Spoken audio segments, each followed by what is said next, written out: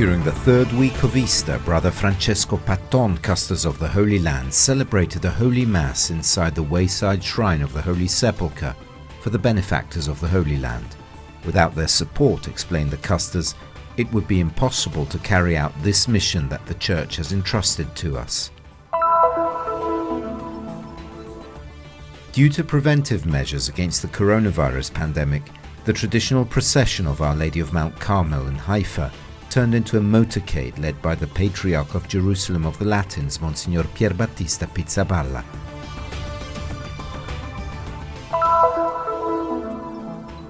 The 6th edition of the Lebanese Pipe Organ Week took place from April the 13th to the 18th, a series of 5 concerts to introduce a wide audience to the musical repertoire of the organ, usually used only during Christian liturgical celebrations.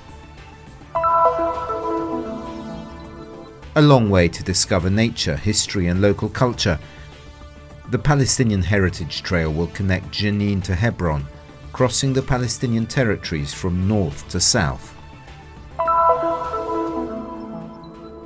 In the Abu Tor neighborhood of Jerusalem, a street library helps to spread knowledge and promote good neighborly relations by making books in various languages available to everyone free of charge.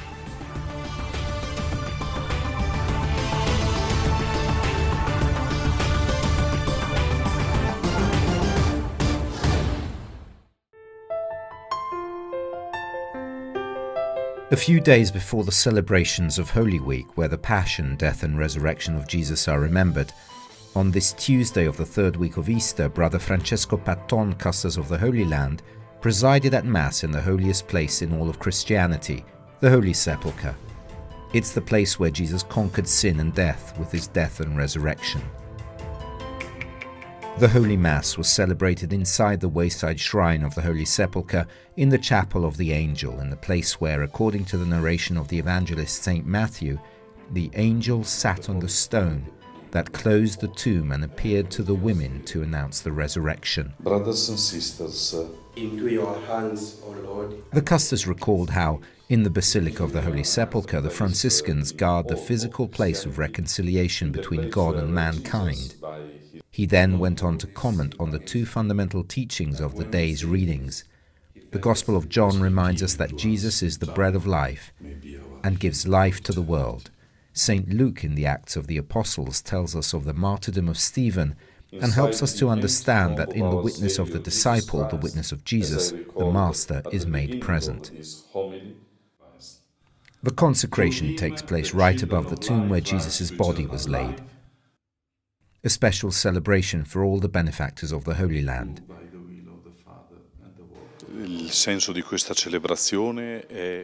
The meaning of this celebration is to pray for the benefactors of the Holy Land.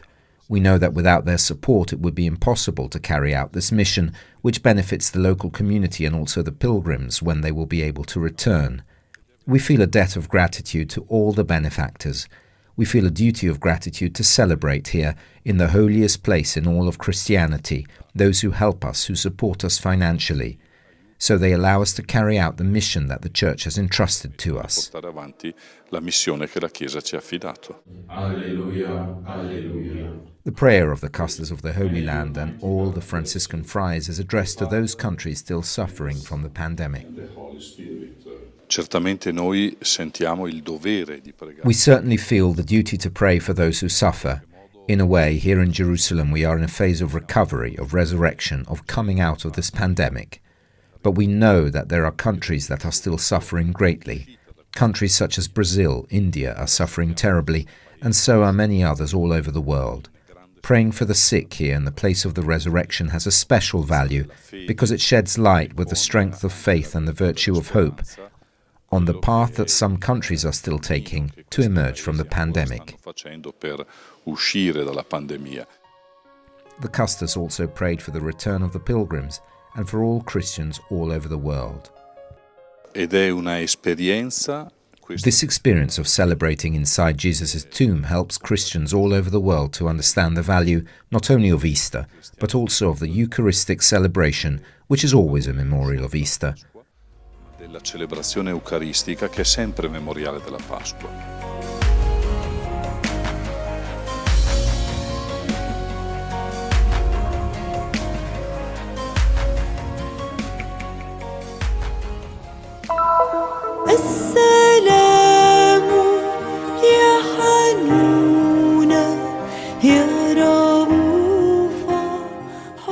Amidst moving scenes and in a very special atmosphere, the statue of Our Lady of Mount Carmel passed through many neighborhoods of Haifa. The convoy of cars drove through the streets of the city for 4 hours. The procession was similar to last year's, following the many impositions of the health authorities to limit the spread of the pandemic. The procession was led by the car of the Patriarch of Jerusalem of the Latins, Mgr Pierbattista Pizzaballa, accompanied by Mgr Joseph Matta, Archbishop of the Archdiocese of Acre, Haifa, Nazareth for the Melkite Catholics. The procession of Mount Carmel is, I think, the most important event where all the Christians gather. It's very important for us, first of all, to be united as community, Christian community, and also to show the Christian character of this land. This land belongs also to us Christians. We are part of this land, and we want also to show this with concrete public manifestations and public activities, our belonging and our identity as Christians here. Many of the faithful gathered on the balconies of their houses and by the side of the road in honor of the Blessed Virgin. They asked for her intercession by singing Hail Mary and scattered flowers in her honor.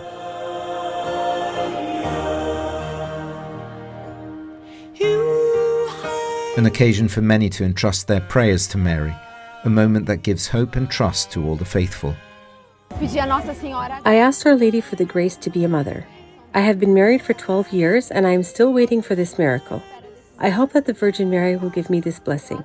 I received this flower. It is a sign that she is blessing us.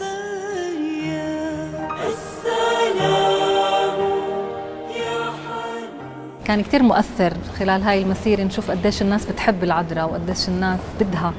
It was really touching to see everyone's love for the Virgin Mary. Everyone honors her, old and young, parents and children. This gives me great joy. It means that good still exists. I hope that this procession will bring joy and true peace to the hearts of all people, and that all illnesses and wars will end, and peace will prevail externally and internally in our hearts, through the intercession of our Mother, Our Lady of Mount Carmel. The organizers expressed the wish to accompany the statue of the Virgin Mary on foot next year, as they did in the years before the coronavirus pandemic. بغض النظر عن الاختلافات الكنسية العذراء أم للكل وهي بتجمع. Regardless of the differences between the rites, the Virgin Mary is the mother of everyone. She is the one who brings us together. Everyone comes to say thank you, to show gratitude to the Lord and the Virgin Mary for their gifts. This procession means a lot to me personally, as I have been organizing it for 20 years. I really feel the presence of the Virgin Mary very much. ودايما العذراء كانت حضورها قوي. O Mary, Mother and Decoration of Carmel, I beseech you to support my frailty with your virtues, to illuminate with your wisdom the darkness of my mind, and to reawaken in me faith, hope and charity, so that I may grow every day in the love of God and devotion to you. May the scapula call upon me your motherly gaze and your protection in my daily struggle, so that I may remain faithful to your Son Jesus and to you, avoiding sin and imitating your virtues. May your love obtain for me that one day I may be allowed to exchange your scapula for the eternal wedding garment, and to dwell with you and the saints of Carmel in the blessed kingdom of your Son. Prayer to Our Lady of Carmel.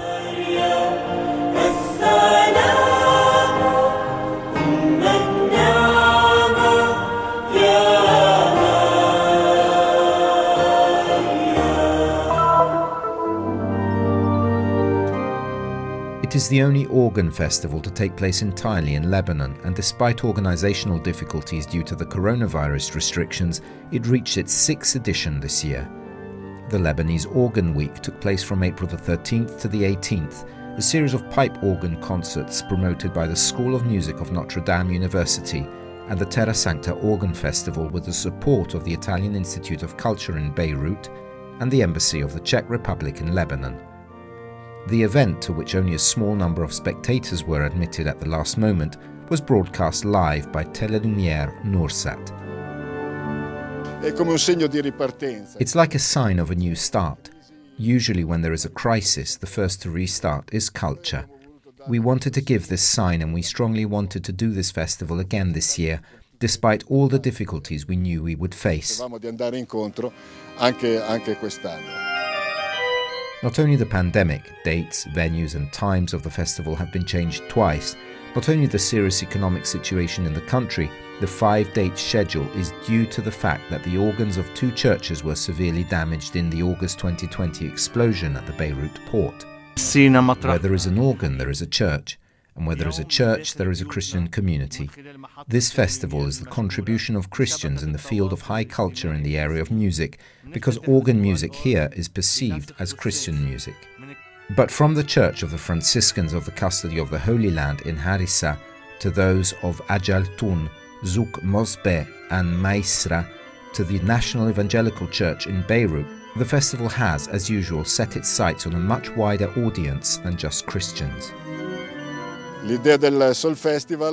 The idea of the Soul Festival is the same as that of the Terra Sancta Organ Festival, of which it is part. It is to allow everyone to listen to the sound of the organ and the organ repertoire, which would otherwise be closed to many because organs are mainly found in churches and dedicated to liturgical celebrations, and therefore many would not be able to participate.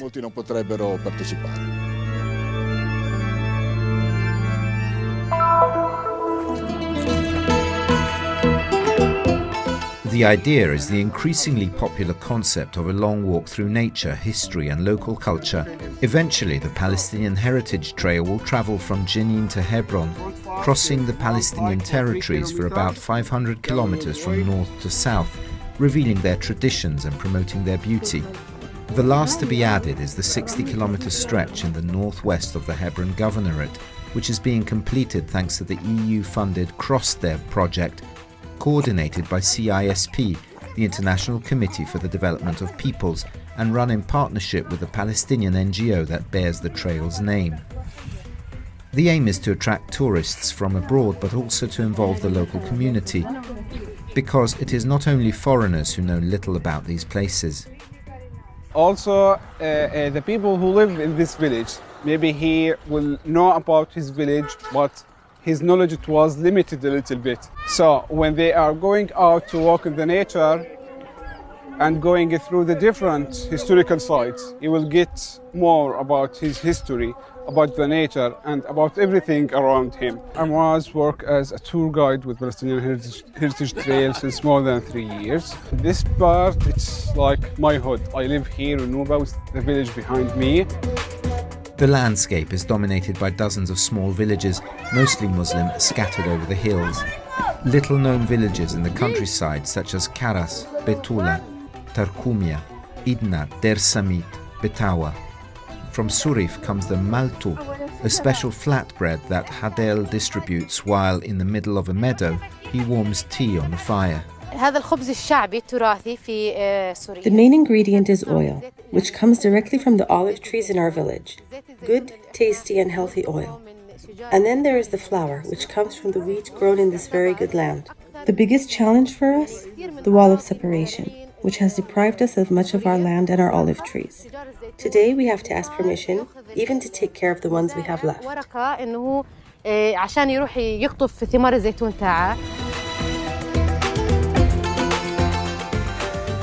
The sustainable tourism promoted along the Palestinian Heritage Trail seeks to make local products accessible, and often the best initiatives are taken by women. Muntaha in her Mamoura soap shop in Beit Awa offers organic handmade soaps made from local herbs, while in the Beit Ula Women's Club led by Hanan you can find typical food and textiles, as well as a small guest house that has just been completed. And then there is Ishak, who grew up as a shepherd in the Negev desert and was forced to take refuge in his home village after the 1948 war.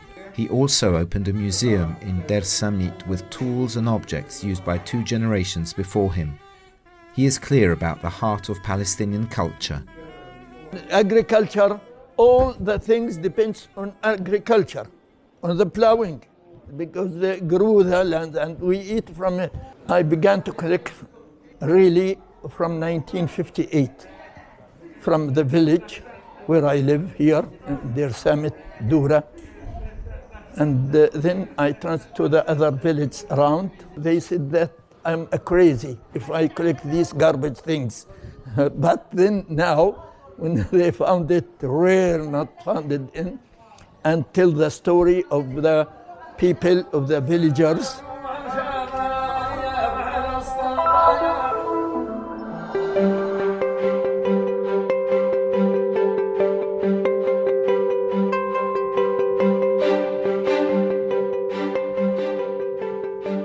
The Abu Tor neighborhood of the city of Jerusalem is home to Jews and Arabs.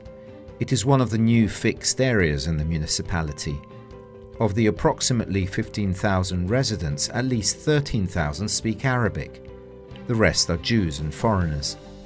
In order to disseminate knowledge to all in a free and easy way, a pioneering project was created, a street library with books in several languages. We are on the seam of the East and West Jerusalem, and until 1967 we were divided between the Jewish and the Arab populations. And since 67 we've been together, but since the Intifadas there's been a virtual wall. And this is one of the projects of a project called Good Neighbors that is creating shared community between the Jews and the Arabs, Muslims and Christians in the neighborhood. Now, we decided that it would be nice to have a street library like they had in other places. And Laurie, who is over there arranging the books and has spoken with you, was the example of how one citizen can say, I want to see something happen, and together with others make it happen. And Laurie has really made this possible. Walking through the park, residents have the opportunity to stop and enjoy a good reading moment.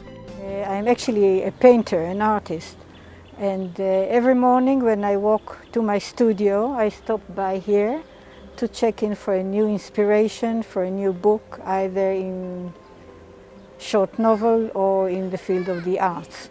And I find it very inspiring to come to sit in the park, to browse and to continue. The library was born during the pandemic. When here in Israel we were limited to 100 meters from home. And so all of a sudden the world became much smaller. And I had a bunch of books in my basement that I was planning to ship to the English library in Gaza, but it was impossible to get anything out of the city, let alone into Gaza. And so I thought I should put these books to use. So I asked the neighborhood WhatsApp group, does anybody need any books? Books for children, books for adults? Are you bored? Are you lonely? Are you whatever? And so I started to make deliveries of books. Every Friday morning, I would roll my little shopping cart and go from house to house with my deliveries. Here are books for 9-year-old boys. Here are mysteries. Here are historical fiction books, etc., etc. So I did that for a few weeks, and then I thought there must be a better way to do this. From a former bus stop to a street library. You can see that we're in the middle of a park. So the city has these old bus stations all over that are being replaced with new modern bus stations. And so the old ones, instead of just throwing them away in the garbage, turning them into scrap, many of them are being turned into libraries, like the one you see here. Residents who come to the library find books written in English, Aramaic, Hebrew, Arabic and French. There is something for everyone. And whenever I walk by, I'm always peeking over to see, is anyone using the library? And usually there are, and all ages, little kids, people of all ages.